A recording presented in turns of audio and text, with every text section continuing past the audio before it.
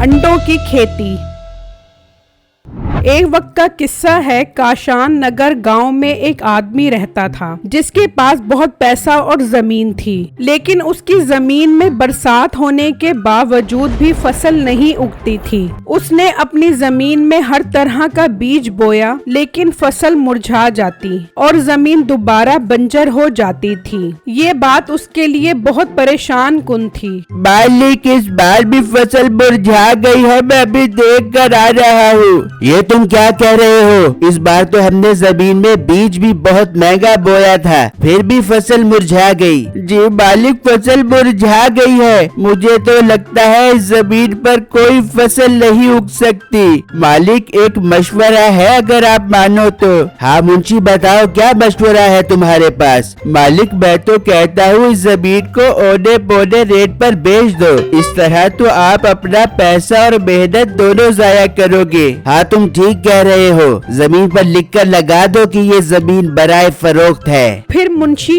ऐसा ही करता है और जमीन पर लिखकर लगा देता है। इस तरह कई दिन गुजर जाते हैं। फिर एक आदमी की नजर उस पर पड़ती है। वो जमीन देखकर बहुत खुश हो जाता है और जाकर ये खबर अपने भाई को बताता है। बैठे भाई, अपना काम बन गया। साथ हमारे गाँव में एक जमीन बराए फरोख्त है, कमाल की जमीन है। मैं तो कहता हूँ फौरन इसका सौदा बना लो, इससे पहले कि वो जमीन कोई और ले जाए। ओ भाई, क्या तू हर काम में हाड़ा हुड़ी मचा देता है? पहले भी तेरे कहने पर कचौरी के पत्तों में पैसा डाला था, सारा पैसा डूब गया। ओ भाई, वो कचौरी के पत्ते थे, ये जमीन है और जमीन कीमत बढ़ाती है, कम नहीं करती। सही मशवरा दे रहा हूँ, बहुत फायदा उठाओगे। चल फिर तू जमीन के मालिक का पता लगा, आज शाम में ही उसके पास चलते हैं। फिर मीठे का भाई उस जमीन के मालिक का पता लगाता है और वो शाम में ही उसके पास पहुंच जाते हैं। जी सेठ साहब, मैंने सुना है आप अपनी जमीन बेच रहे हो। हाँ तुमने बिल्कुल ठीक सुना है, हम ये गांव छोड़कर जा रहे हैं, इसलिए सोचा कि ये जमीन भी सेल कर दें। बहुत अच्छा सोचा है आपने। आजकल तो वैसे भी जमीनों पर बहुत कब्जे हो रहे हैं, हमें तो जमीन खरीदते हुए बहुत डर लग रहा है।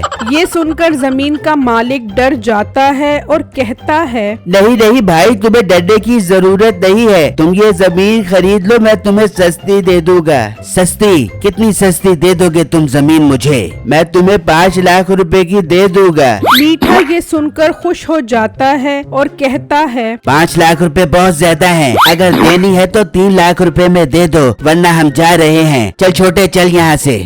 नहीं नहीं, 3 लाख रुपए में सौदा पक्का, तुम 3 लाख रुपए की जमीन ले लो। ठीक है सेठ साहब, हम कल आपको 3 लाख रुपए दे देंगे। ये कहकर वो दोनों वहाँ से चले जाते हैं। अरे वाह मीठे भाई, क्या सौदा मारा है आपने। कसम से इतनी महंगी जमीन 5 लाख रुपए में भी नहीं, 3 लाख रुपए में हथिया ली। ओ भाई, जब उसने कहा कि हम ये गांव छोड़कर जा रहे हैं तो मैंने भाप लिया कि ये मजबूर हैं और अपनी सोने हीरे जैसी जमीन हमें किसी कीमत पर भी देने के लिए राजी हो जाएंगे। तो मैंने 3 लाख रुपए का पत्ता फेंका और वो सीधा पत्ता जाकर उसकी खोपड़ी पर लगा और फिर भाई उसकी खोपड़ी मफलूज हो गई और हमारा सौदा बन गया। हाँ ऐसा ही है। अच्छा तू रुक, मैं अंदर से 3 लाख रुपए लेकर आता हूँ और फौरन जाकर वो जमीन खरीदते हैं, इससे पहले कि वो जमीन कोई और खरीद कर ले जाए। फिर मीठा अंदर आकर अलमारी से 3 लाख रुपए निकालता है तो उस वक्त उसकी बीवी सो रही होती है।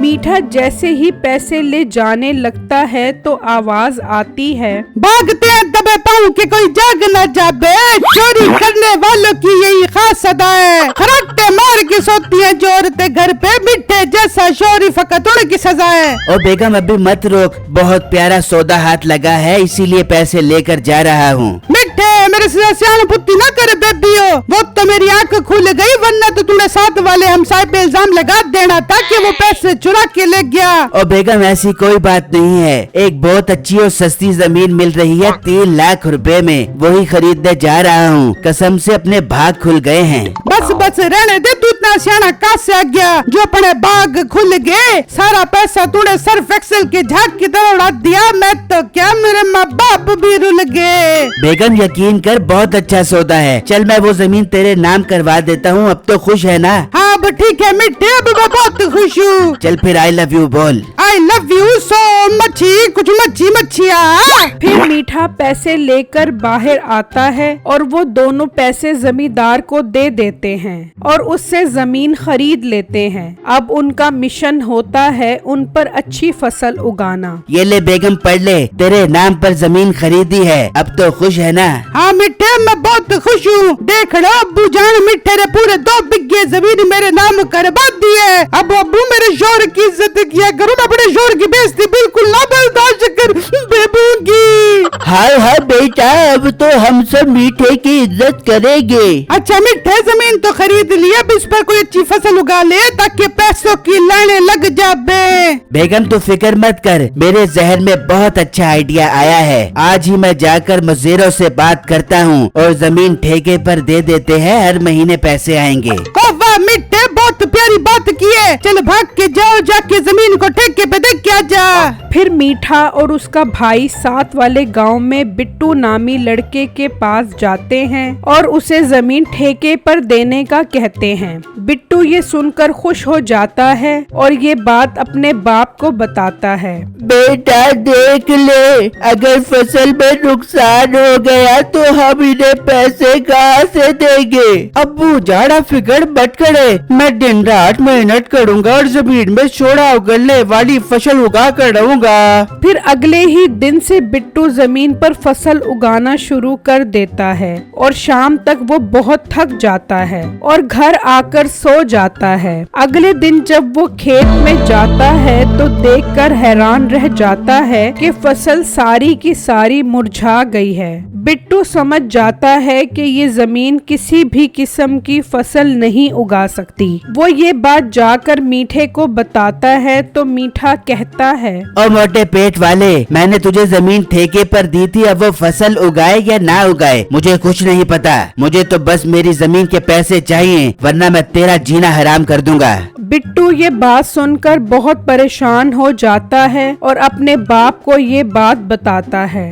उसका बाप ये सदमा बर्दाश्त नहीं कर पाता और बेहोश हो जाता है। अब्बू जाड़ आंखें खोले, अब्बू जाड़ आपको क्या हो गया है? अब्बू जाड़। बिट्टू परेशानी में गांव के हकीम के पास जाता है। हकीम साहब जल्दी चले, मेरे अब्बू की तबीयत बहुत खराब हो गई है, जल्दी हमारे शहर चले हकीम साहब। हकीम साहब बिट्टू के साथ घर आते हैं और उसके बाप को देखते हैं। लगता है इन्होंने कोई बहुत बड़ा सदमा लिया है जो इनकी हालत ऐसी हो गई है। जी हकीम साहब, हम गरीब लोगों की किस्मत में तो बस परेशानी ही परेशानी है। फिर बिट्टू हकीम साहब को सारी बातें बताता है और इतनी ही देर में बाहर से आवाज आती है, ओ मोटे बाहर आ, मैं अपने पैसे लेने आया हूँ, अभी के अभी बाहर आ। यही आदमी है जिसने तुम्हें जमीन ठेके पर दी है? जी हकीम साहब, यही आदमी है और अब मुझे दिन रात पैसों के लिए तंग कर रहा है। तुम परेशान न हो, मेरे साथ बाहर चलो। फिर वो दोनों बाहर आते हैं। हाँ मोटे, मेरे पैसे निकाल अभी के अभी। मीठे भाई, मैं आपसे कह रहा हूँ आपकी जमीन ही खराब है, इस पर कोई फसल नहीं उग सकती। मेरी जमीन खराब है या तेरी नीयत खराब है? पैसे देता है या अभी पुलिस को बुलाऊं? बेटे मेरी बात सुनो, इस गरीब लड़के को 1 हफ्ते का टाइम दे दो। अगर ये 1 हफ्ते में तुम्हारे पैसे ना दे सका तो मैं तुमसे जमीन खरीद लूंगा।